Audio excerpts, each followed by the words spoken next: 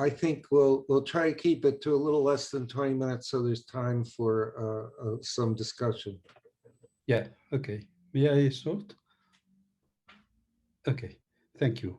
So I'm going to present the role of information channel in data analysis. It's a joint work with Amos, with my colleagues Michael Fesches and Mario Villa, and with Chuning Shen from Kyushu University.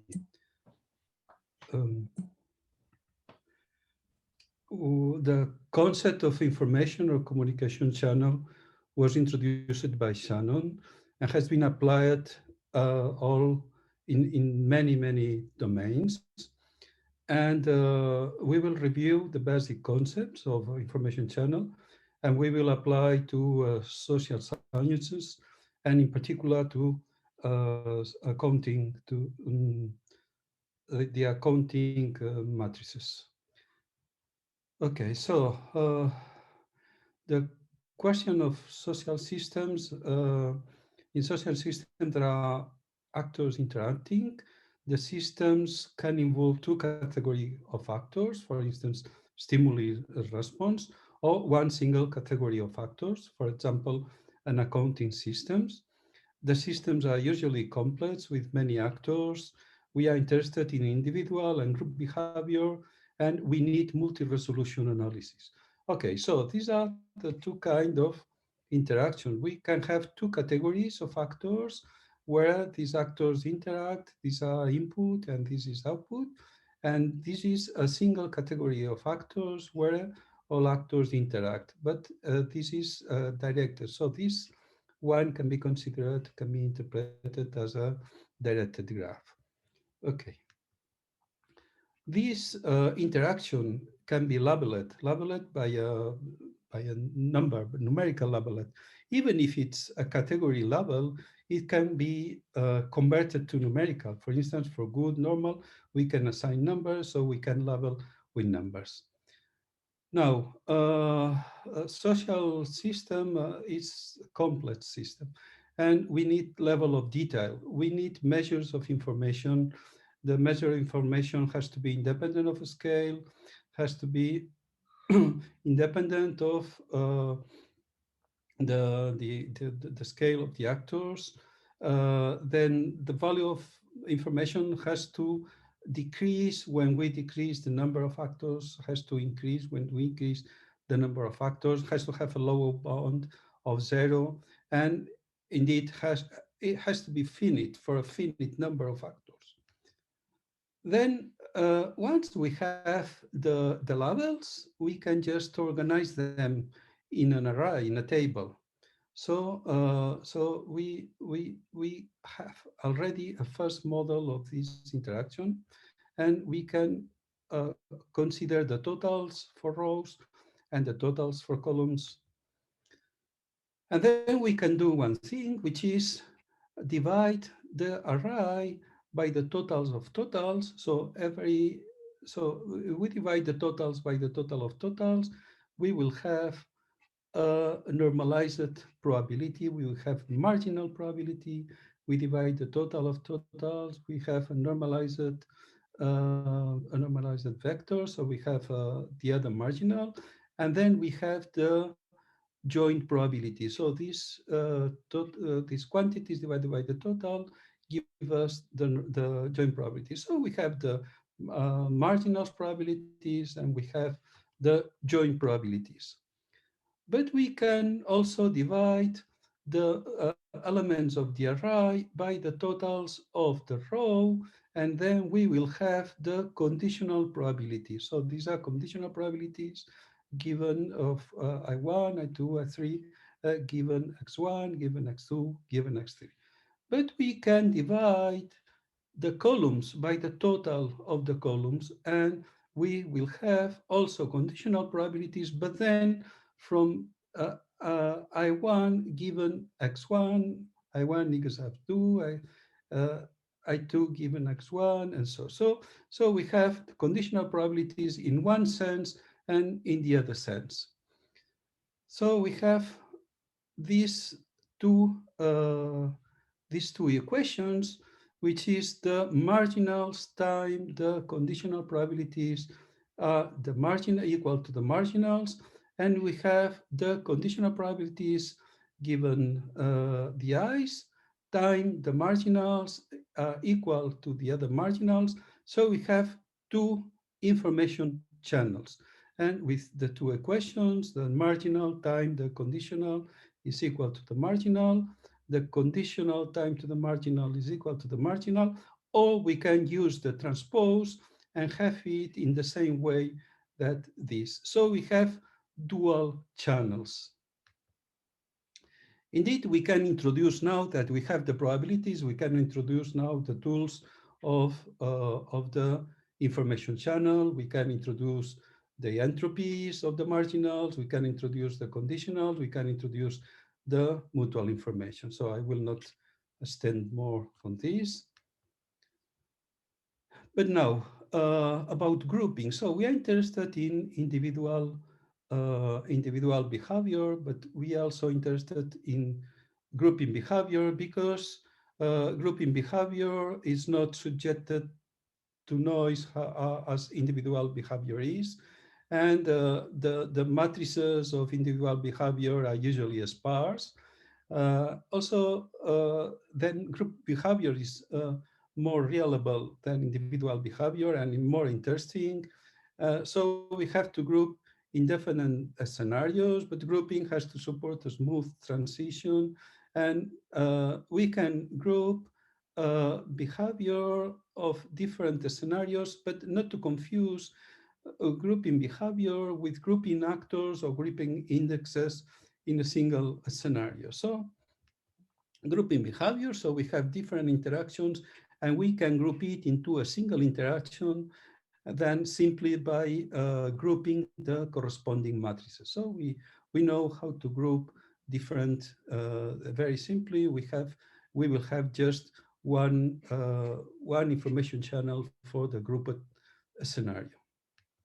But then what about grouping indexes? So we can group on the x, we can group on the y. So how we group it? So we would just merge the columns and merge the rows. So the grouping is well defined. But the question is, what is the best grouping? So we can, for instance, we can group here this way, and we can group here this way. So we have two different groupings. In fact, we have combinatorial number of groupings. So what's the best? Which is the best grouping? So we need some way. To define what is the best grouping. So indeed, why grouping is interesting? Because too many indexes can be unmanageable. Some indexes can be redundant. Managing complexity needs different levels of detail, so different numbers of indexes. We want to discover the more significant indexes, but we need a criterion, a measure of information to group. And the criterion has to be symmetric with respect to X and Y. So this measure of information has to be bound, has to be invariant to a scale, has to be symmetric, and has to collapse to zero when level of detail collapses to a single element. And it should decrease when we decrease indexes and should increase when we split indexes. So this is, it has to hold the data processing inequality. But this is exactly what happens with mutual information. So mutual information has all these good properties. So we will use mutual information to guide our grouping of indexes. Okay, now we have the, sorry. Now we have one single set of factors. This single set of factors is a directed graph. And then we have just a matrix with equal number of rows and columns. And it can be interpreted as a Markov chain. So the conditional probabilities can be interpreted as a Markov chain. Now, if the Markov chain is such that the totals of rows and the totals of columns is equal, so what happens is, it happens when there is no consume of good that is transmitted. If there is no consume of good as it transmitted, for instance, if we just pay, if we study the flow of money, the money is not consumed, the money just comes from one agent to the other agent, from one account to the other account, then it means that the total columns and the total of rows will be equal. Then we will have an ergodic Markov chain. And we will have a special Markov chain such that these totals are a stationary distribution. If the stationary distribution is unique, it means that this is the equilibrium distribution, and then it is an ergodic Markov chain, which is irreducible. So there is between every two nodes of the path of the graph, there is a path, and it is a periodic. Okay, so we have ergodic Markov chain, and we have that the sum matrix just holds the properties that we have defined before, that we have considered before. What is a sum? A sum is a square matrix where columns and rows present the money flow of expenditures and receipts. So this is a big accounting system of an economic system for a region, for a country, etc. And for each account, the total money, the total flow of expenditures is equal to the total flow of receipts. This is, money is not neither consumed nor created. And the sum extends the classical input-output framework, captures the complete information about all transactions, and the sum is needed in several resolutions because the sum, each account represents one actor in the economic system, but there can be thousands of different kinds of industries, etc. But so we needed a different resolution. So we need from micro resolution from 20 or 30 agent or accounts to many thousand of resolutions. So we need grouping, aggregating, or actors or sectors or accounts, and this is absolutely necessary. But what happened with some is that these different levels of resolution, level of detail, are created not with different methodology. So somehow they don't have a relationship with each other. So it means that there is no coherent way of defining the different resolution. Okay, so we considered then for instance, one example, this is from our joint paper in entropy from last November about some. Then this is the Austria 2010 low resolution sum, which is only these accounts. So this is, for instance, agriculture, manufacture, construction, transport. Then there are high level of salaries, medium level of salaries, low level of salaries, government, etc.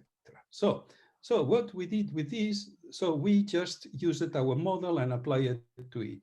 And one interesting thing we found is the following. So we applied this, the grouping, and we had to look at the proof of concept about to make to the reviewers so the reviewers would believe us, and we would consider that it was interesting. So in this Austria sum, there is the high level of income, the medium level of income, and the low level of income. So what we tried is to cluster the high plus medium level of income and the medium plus low level of income.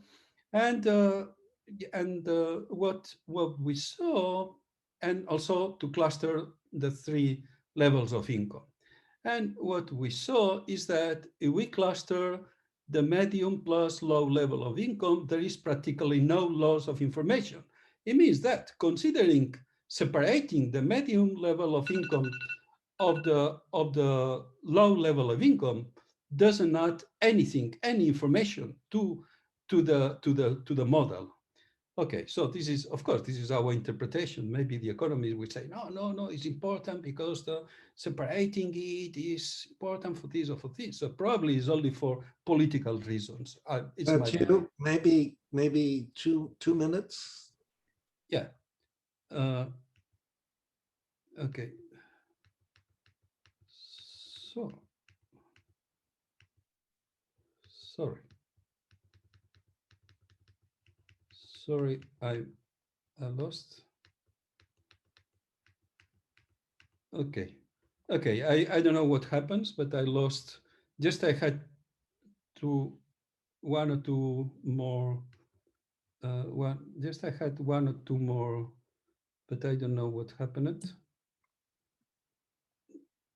Anyway, that's all I wanted to explain. So that's the so that some is a very interesting example for our model, and we can really give some, for instance, we can consider continuous resolution for some, because we can use the minimum reduction of information to group. We can just consider using the dual channel, we can consider the diversity of the accounts. So how much the the demand and how much the supply is diversified, etc. So we can just give some interesting interpretations of the now the problem is how to fine-tune this economic interpretation of the information channel quantities. So we just we gave some interpretation, but there is still some for instance, there is the mutual information of a row, which needs some additional interpretation. And so, okay, so that's all. Thank you very much. Thank you, Mathieu. I think since we started a little late, there would be time for a question or two.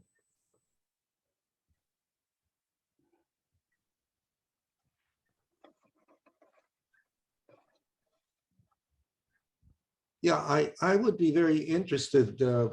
I think this idea of taking these square matrices that show interactions, say like the SAM, and interpreting them as probability matrices is very interesting. And I'll be quite interested to hear what interpretation you begin to give to the mutual information computations when you do that. Yeah, the mutual information, um, the mutual information is of course we don't somehow we consider the, the general, the common interpretation of mutual information as shared information, but what we do is to use it to obtain you obtain the best grouping. So somehow, of course, this is like the bottleneck method, which, by the way, we somehow used it for our computer graphics research, somehow more or less at the same time that bottleneck method, but we didn't call it. We just used it as the I mean the hard clustering bottleneck.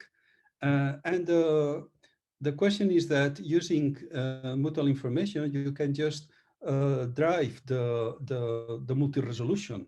So you just, because we are we just can just reduce. Of course, you cannot cluster one industry with an account that is financial, for instance. But if you just have some constraints on clustering, you can just obtain a multi-resolution. You could obtain a multi-resolution model of the of the sum of the economic matrices. Also, you can study you could study uh, the um, the complexity. You can also interpret mutual Sure. information as the determinism, of course, and you can interpret the conditional entropy as the randomness, and then you can say, okay, the more, what is better for an economy, to have more mutual information or to have more randomness? Interestingly, in Austria, the amount of mutual in the Austria sum, the amount of mutual information was exactly the same as the amount of randomness, of conditional entropy. So So we're there's going this. to have to, I think if we're going to preserve any of the coffee break, we're going to have to move to the next paper though. Min Chen, can you share your screen?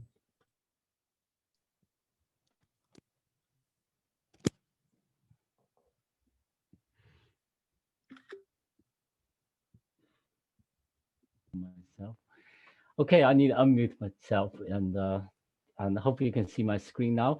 And I will try to be quick. And so I'm going to talk about a practical problem following the work I did with Amos a few years ago.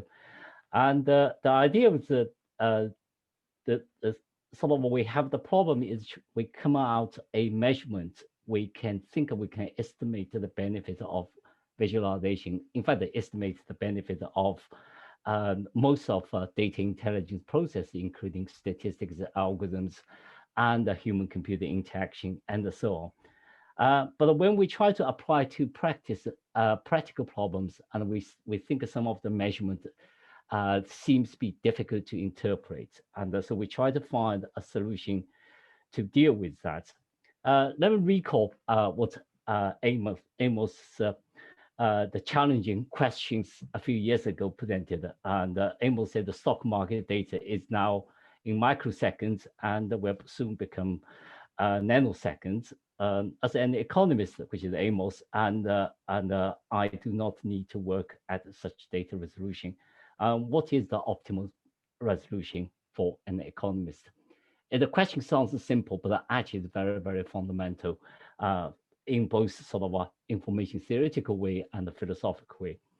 And Amos kindly invited me to work on the problem with him, and we start observing some of the practical scenario. And the one thing we observed is typically in the situation when the human need to make decision based on data, such as a stockbroker try to make decision whether they should buy, sell, or hold a stock.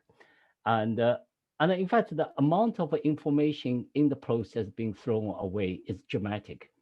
By the time the stockbroker need to make a decision, essentially just have three options. And in fact, the most time the decision will be hold the share. And so every second the stock, every minute stockbroker may look at the time series plot to say, no, I'm going to hold. Look at it again, I'm going to hold. So actually, the most decision to hold, you can calculate the entropy for that decision alphabet is tiny. So consider that is a fact, and simply just based on maximize the mutual information between the data entropy to the decision entropy doesn't seem to explain the process very well. So there may be, but in order to calculate all the joint probabilities and so on, it just becomes too complex. And the key things we think is we need first is to consider there is a positive element of losing information. So losing information is not always bad. And if we can think of that as a positive aspect of that, and we also take into account the consequences of the losing information may causing the potential errors or the distortion which we refer to. And at the same time, the humans do have soft knowledge, so they can actually reduce the errors after some information being lost, so they can recover some information in some way. So this is the measurement that we're coming out, and we introduce a positive measure for losing information. We call it alphabet compression. Reason is because we change the alphabet, say for example, changing from numerical values to a data visualization as a plot, and other type of algorithms where machine learning does the classification and the statistics decide the trend line. Those are all changing the alphabets in some way. So we call them alphabet compression. Then we subtracted by potential distortion and over the course. Amos and I were aware the difficulty to using the KL divergence in some situation, and but we decided at that time, and I think it was still the best option. Of course, and since then, the measure has been found very practically quite useful if we use in a qualitative manner. And we think about it, in this particular process, we need to actually reduce the information further by introducing algorithms to introduce more alphabet compression. Or alternatively, we think the algorithm has compressed the information too quickly, and then we need to introduce the visualization to bring some information back. And it's actually a very, very nice way to explain the practical phenomenon, such as the visualization in some virtual environments, why they don't always work. And we can explain the notion of visual abstraction, why it works. We also can come out with some kind of systematic methods for analyzing and optimizing a practical data intelligence workflow. And we find it's quite effective to just consider the basic elements of the cost, compression, and the distortion. And we also find that it's kind of speculatively, we probably can explain the human cognition and the language development in some way, such as a phenomenon like a Gestalt effect, human memory, and a human heuristic. They all involving a huge amount of alphabet compression, and occasionally they have distortion, such as illusion and biases and so on. And the one thing is, when we started applying to some of the cognitive experiments, and we started realizing some problems with that. And here's a simple process in imagine there's a alphabet, and we apply some sort of process to transform into another alphabet called Z out. And then human try to reconstruct the original alphabet. And then we can calculate the divergence between the reconstructed alphabet with the original alphabet. And the problem with that, if you think about a simple example, for example, if I state something is true or false, the original probability is in favor of true, 100% is always true. But somehow I express it in a sarcastic way, it's become false. And the listener, my listener, a larger audience may very knowledgeable about my sarcasm, and they all interpret it correctly. And of course, they have no divergence in this case. Alternatively, and only 40% of people understand, and the 6% of people thinking, yeah, okay, it's not true, it's false. Then we start changing the divergence, and you can roughly calculate its base 2, get roughly about 1.3 bits. And if everyone sort of misinterpreted, then the divergence sort of moving towards very quickly to the infinity. But if we think of the original alphabet only has true and false 2 letters, so its maximum entropy is 1 bit. So it's very, very difficult to interpret for particular people not familiarized with the information theory, how the divergence can become nearly infinity. and how that two things interact with each other. So that is really become a issue. In fact, the sarcasm isn't that uncommon in visualization. In data visualization, we have this line factor all the time. For example, when you do the converting a CT scan to an image, and you're losing a gigantic amount of information because the ray passing through the voxel, all those colors are accumulated into a single pixel value through the CT scan. And we're losing a huge amount of information. And similarly, a very well-known metro map or underground map, and applied abstractions in a very much sort of a, all the information about distance, all the information about the shapes of the geometry, they all change it and so on. So we have a lot of this. How do people actually obviously avoid the misinterpretation? The key thing is knowledge. The knowledge actually affects the divergence. The potential divergence can be alleviated by knowledge. And so we find actually we can explain that very well. But when it comes to the measurement, and we would prefer ideally the divergence measure is bounded by the maximum entropy of the input process, ideally. So that's much more easy to explain, and the value will not shot up too quickly. And that was the design. Then, of course, the measurement itself is a function anyway. It's an abstraction. And philosophically, and some colleagues even call it's a culture technique. It's not a ground truth. Then, and using Amos and I's own sort of a kind of a trade-off concept is to say, ideally, a measurement should allow people to reconstruct the practical scenario much easily. Clearly, having a KL divergence meant actually a lot of people will be struggling to reconstruct from the value, the numerical approximation, to some real scenario. So using our own principle, it meant we should improve the abstraction and in order to improve the reconstruction.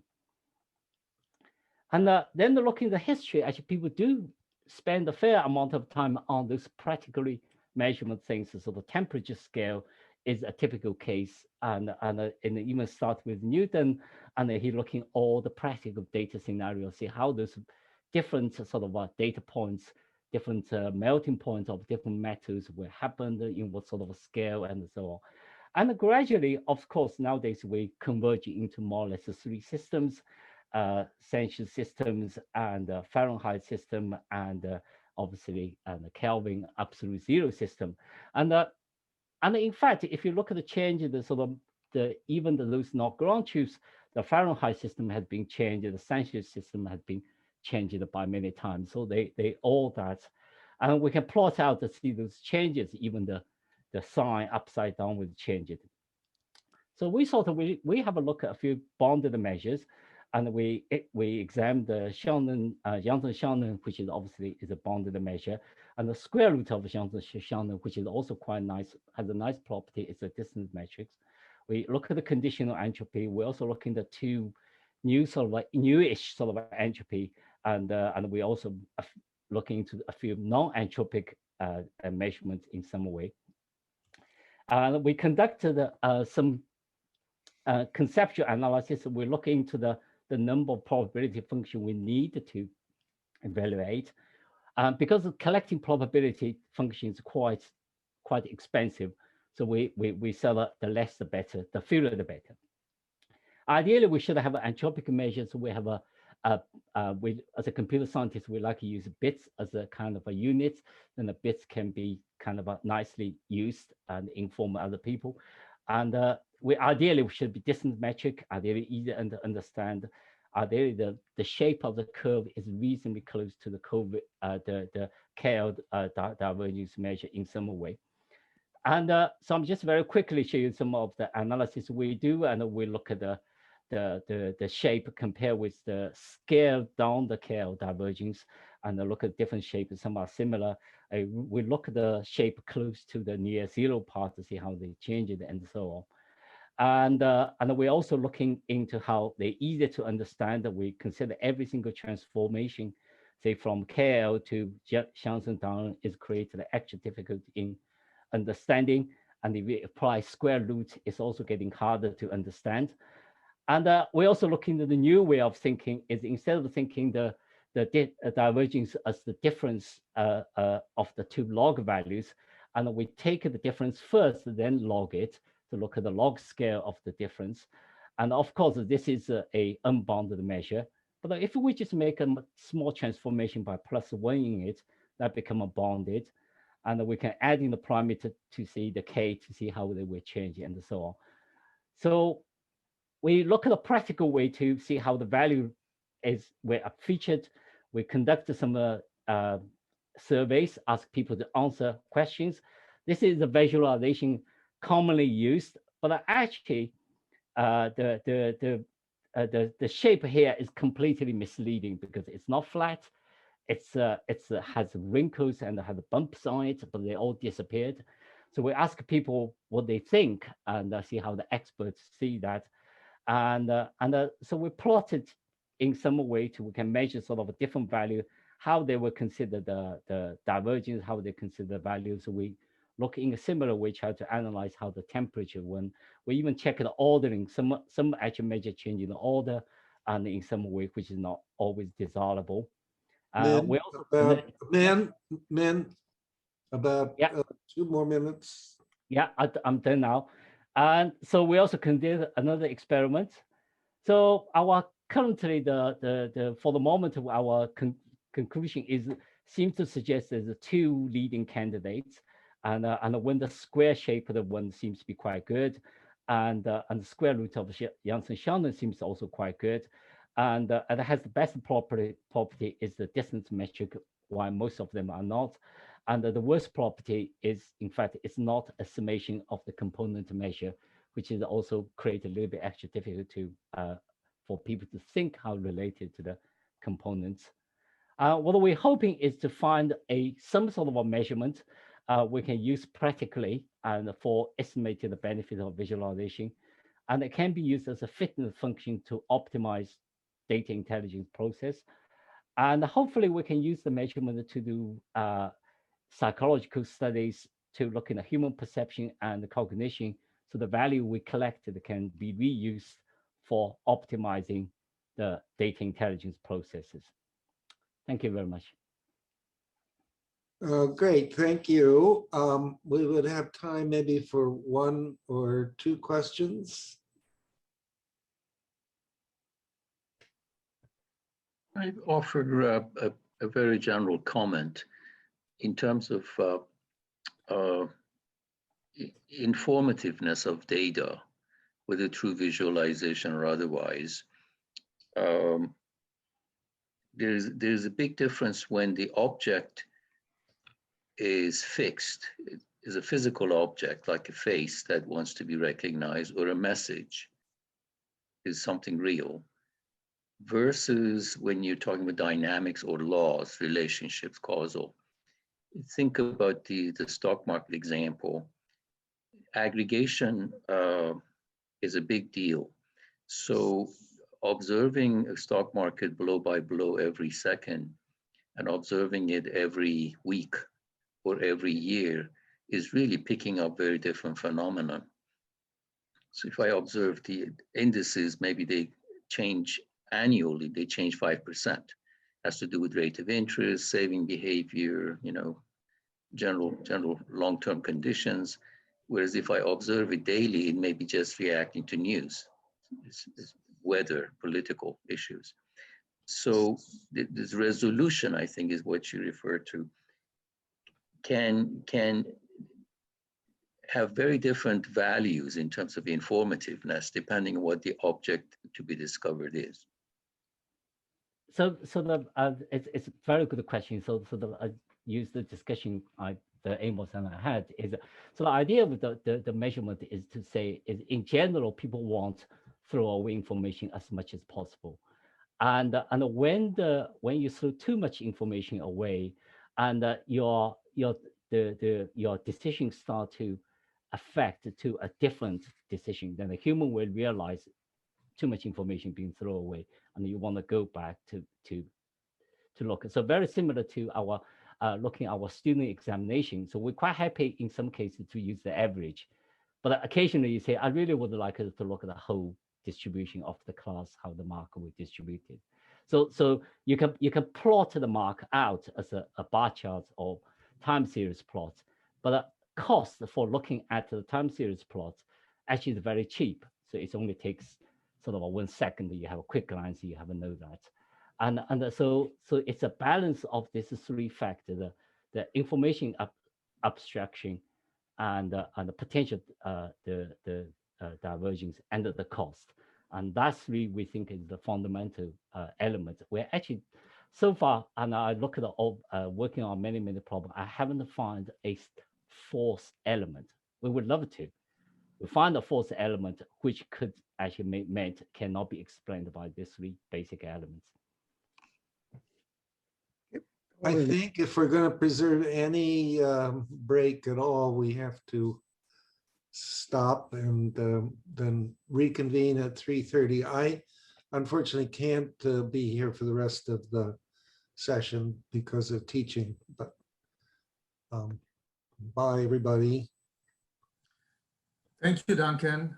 And we'll reconvene in 14 minutes, 13 minutes probably.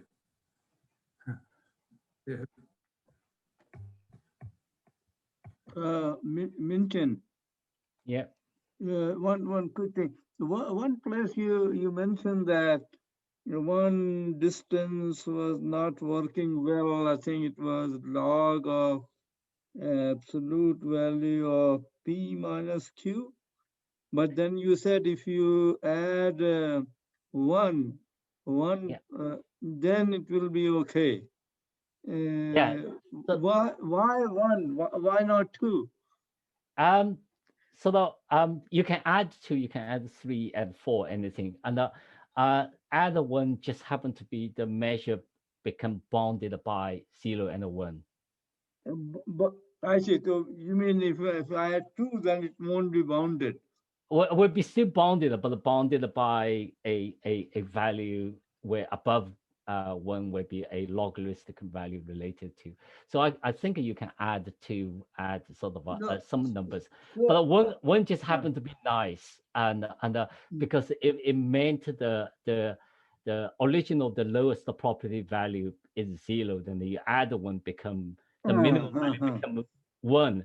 Minimum value after log, minimum value becomes 1, that becomes 0 as the lowest value. Yeah. So in practice, I'm using it. Then you are saying that use 1 instead of anything else. I mean, is there some arbitrariness in this? One still think of the best value because the 1 means it's you have a lower bound of 0. Okay. Because otherwise you get a non-zero lower bound. Right, and which may not be, okay. Because It's then you just can define practically it nice, useful, yeah. Yeah, good. That makes sense. Thank you. Very good. Okay.